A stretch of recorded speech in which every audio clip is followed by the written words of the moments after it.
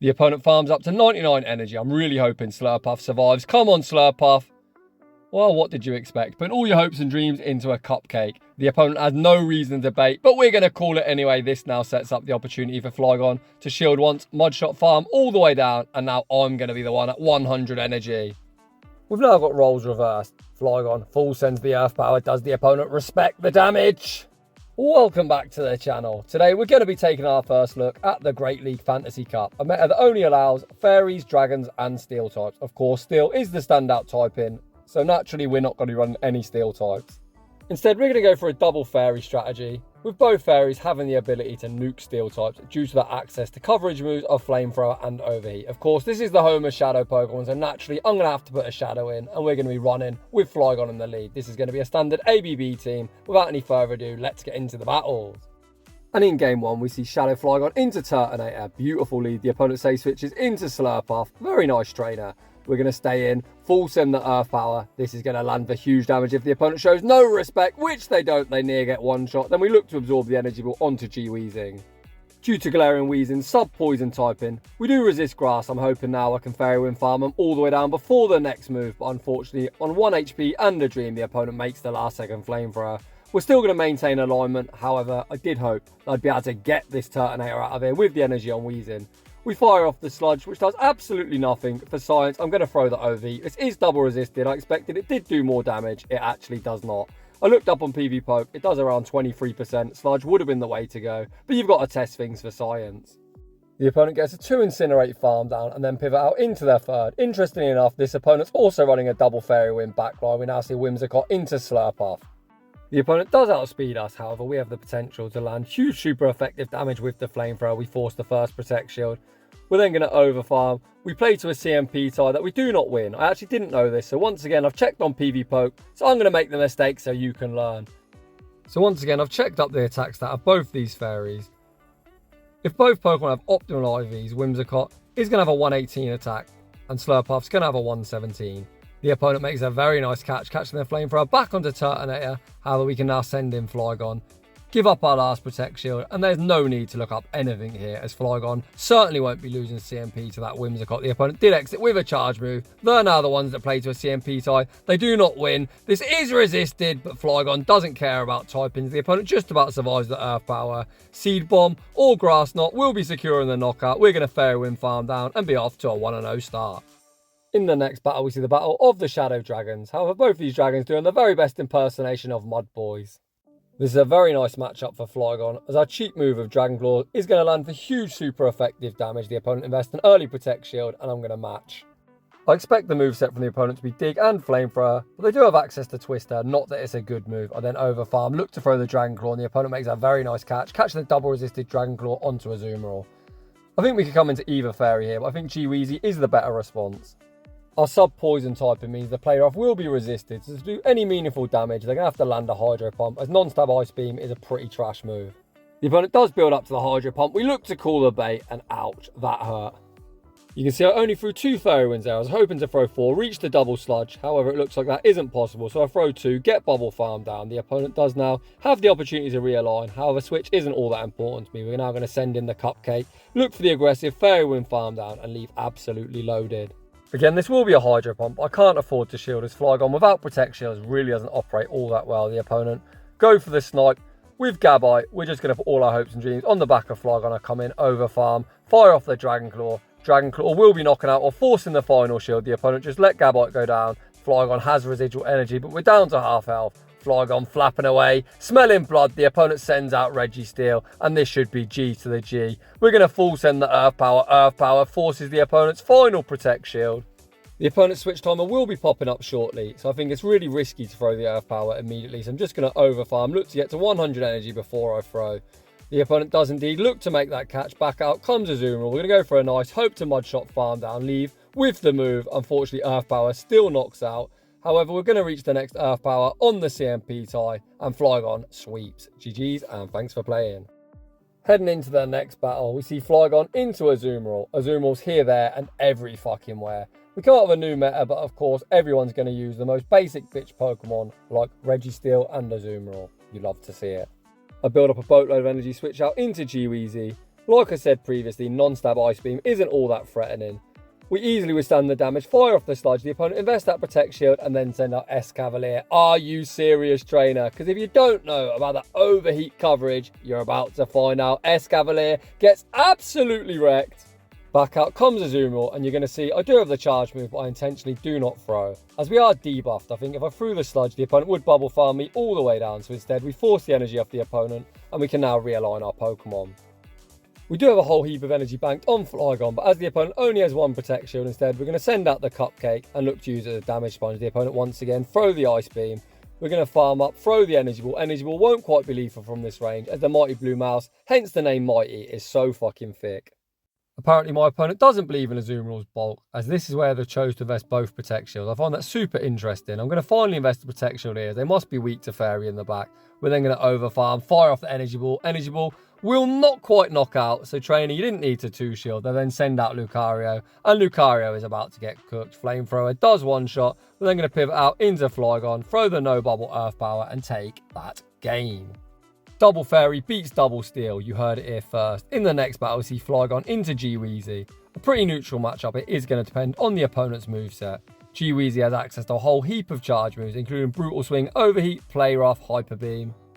And of course, the trash move of Sludge. I attempt to catch a Play Rough onto my own G-Weezy, and I'm unsuccessful. The opponent throw the Overheat, and then send out Azumeril. I still can't get over how little these stab sludges do. Sludge is just such a bad move. I think if G-Weezy had Sludge Bomb, we'd be cooking, but Sludge is just pathetic. We land 2, and Azumeril survives at around a third health. Azumeril did get a big bubble farm down. I don't want to start burning shields on Flygon, so we're going to send out Slurpuff, use it as a damage sponge. You can see Azumeril hits like a wet noodle.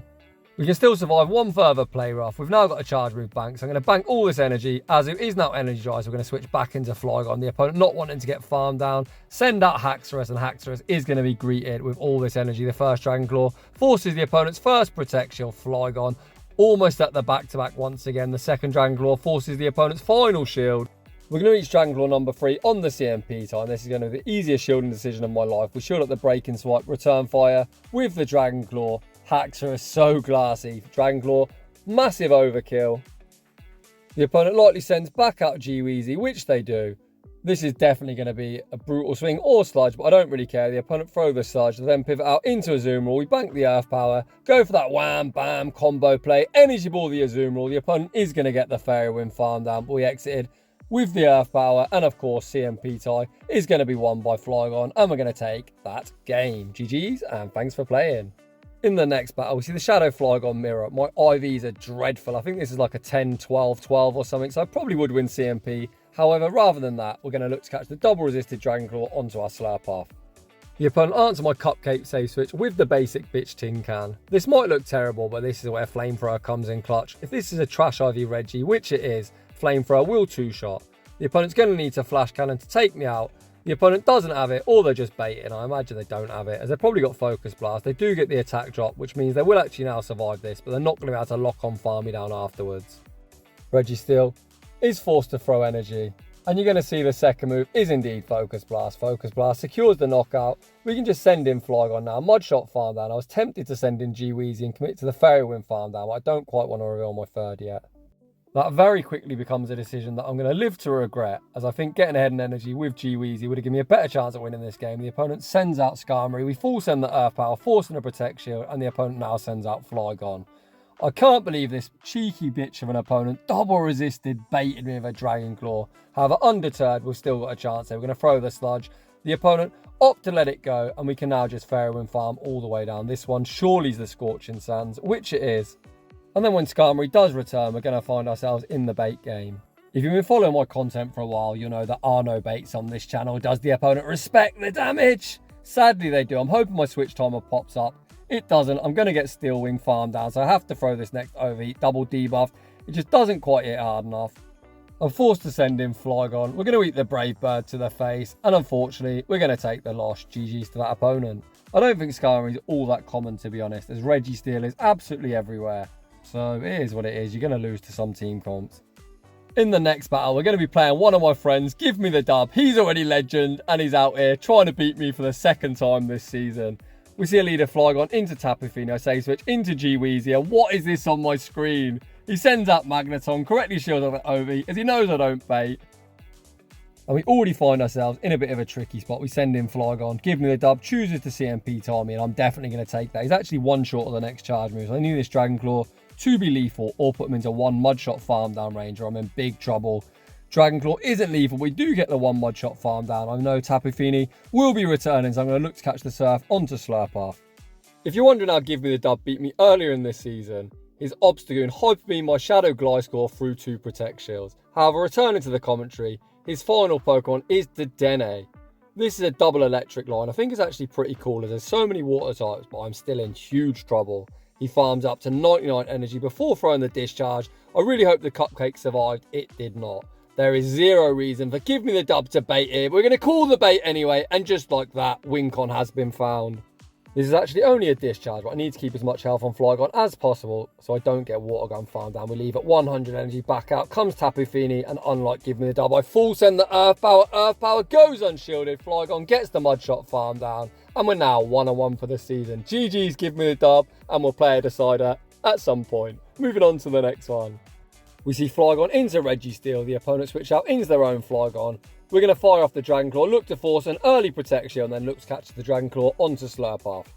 If you're going to use Flygon in this meta, I think Scorching Sands is the way to go. However, if you've got Earth Power, like myself, I don't think Earth Power is a bad option. It is more expensive, but does hit harder. It's also a legacy move, and I've got no charge TMs. I already spent 9 charge TMs building Slurpuff and Weezing, so I'm going to save my remaining 15 for something else.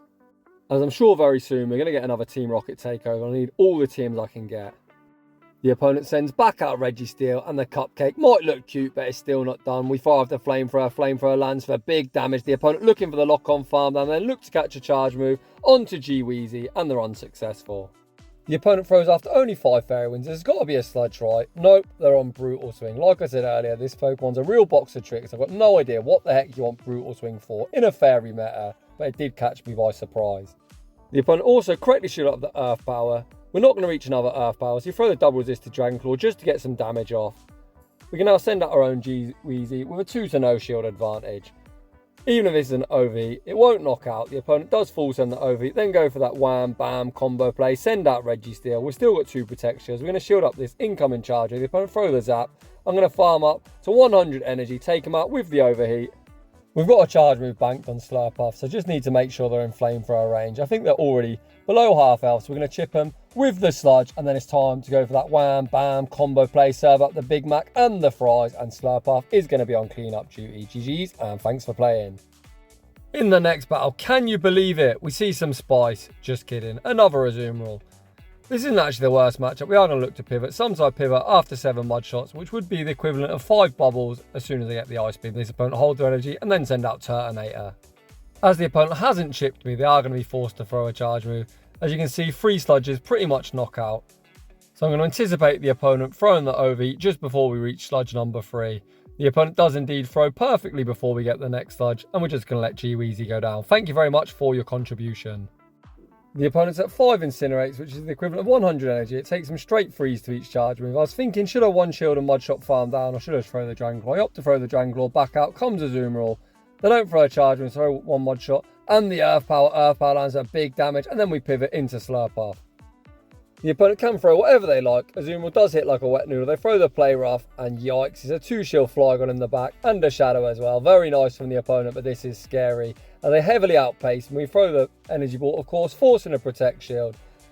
There's no reason to bait. I really hope they bait for no reason whatsoever. The opponent throw the Scorching Sands, and we're in huge trouble. Azumeril is going to be 3 bubbles off the next charge move, so I need to manage my energy well. We do have 2 protect shields. However, I do need to try and get rid of this Flygon and outspeed Azumeril to the next charge. We throw the Dragon Claw, forcing the opponent's final Protect Shield. Of course, I'm going to have to burn mine here. As I said earlier in the video, my Flygon's got Dreadfly V's. I think it's a 10-12-12, so I anticipate winning CMP. So I throw on the CMP tie. Unfortunately, we do lose CMP. I think even if we win, I don't outspeed Azumeril, and we take the loss regardless. GG's. In the next battle, we see a fake Azumeril, Tapu Fini. Of course, it's not a fake Azumeril. I do share the same typings and a pretty similar moveset. We attempt to catch a Surf onto Weezing. We're unsuccessful, but the opponent does opt to chip me. Of course, they're going to have to throw a Surf anyway, as Moonblast would be resisted. The opponent then switch out into the real Azumeril. What a strange team comp. ABA Water Fairy. Of course, we're going to go straight sludge all the way. We land the first. 1 Fairy Wind and the next sludge for optimal fast move timing. 2-turn Fairy Wind into 3-turn Bubble, of course you want to throw at 1, 4 or 7. I am going to look to our fast move timing guide in the coming days. This opponent actually doesn't have Ice Beam, has end up CMP timing to the play rough, and this is best case scenario, so we've now got ourselves shield advantage. My entire team has 0 fast move pressure. They're actually all using the same move. Fairy Wind and Mudshot are clones of each other. They're obviously just different typings. They're both a 2-turn move, generating 4.5 energy per turn, but they only do a pitiful 1.5 damage. I'm actually going to go for the 1 shield, attempt to Fairy Wind farm all the way down, and we leave at 100 energy. The opponent sends out Registeel, so Slurpuff can hit the remainder of the opponent's team for super effect. We throw the Flamethrower, and this is one very good IV Reggie. You can see it doesn't do all that much. We bank the Flamethrower. The opponent then pivot out into Tapu Fini. We throw the Earth Power on the CMP tie. Oof! The opponent survives on 1 HP and the Dream. If you're wondering why I'm shielding here, the first Flamethrower didn't do half of Reggie's health. You can see we've now gotten below half health. I commit to the Earth Power, forcing the energy off the opponent, and we should now be able to outpace the back-to-back Flamethrowers. And now with the Mudshot damage, they're definitely in Flamethrower range. The first Flamethrower will be forcing the opponent's final Protect Shield. Slurpuff is going to win the race, and the second Flamethrower is going to be all she wrote. GG's, and thanks for playing. Slurpuff's ranked like 70th on PvPoke, but for some reason they've got it on Charm. Trust me, on Fairy Wind it is so good. Again, we see the Flygon mirror. You know what we're going to do. Stay in school, kids, learn to count, and catch the Dragon Claw onto Slurpuff. Dragon Claw straight forwards all the way. The opponent then send out Registeel. Unless they're on Flash Cannon, we're still going to be outside of Zap Cannon range, as the Dragon Claw is double resisted and pretty much did nothing. Again, a pretty good Reggie. However, its IVs aren't as good as the last one, so if we don't get debuffed here, we're actually going to be able to take him out with the Flamethrower, but of course we get debuffed. RNG, you bitch. However, despite not knocking out, the opponent still isn't going to be able to lock on Farmy Downs. They are going to be forced to dump energy. Earlier in the video, I did lose to a similar team. I had Skarmory in the back, but I've only seen one Skarmory, so I'm anticipating it not being that, so I still don't reveal my third. Come in with Flygon, get a huge Mudshot farm down.